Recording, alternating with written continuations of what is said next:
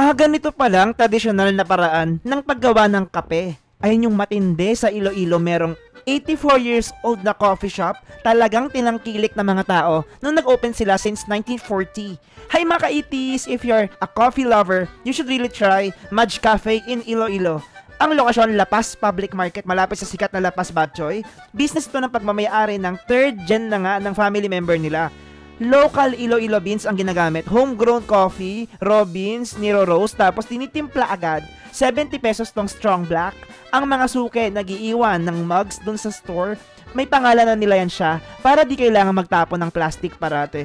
Ang pwestuhan simple, walang aircon, pero ang linis, ayan na nakakapag-work pa nga si ate. Open sila 5 a.m. to 6 p.m. but if Sunday naman, half day lang until 1 p.m.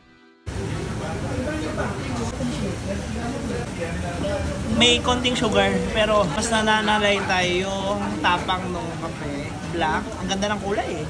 Hindi siya kulay kalawang. Very dark, pero hindi siya sobrang bitter.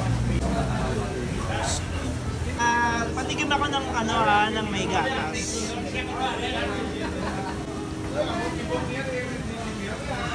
Evaporada. Napaka-perfect ng blend niya. Tama ka, pinakontian mo lang yung gatas. Yung asukal.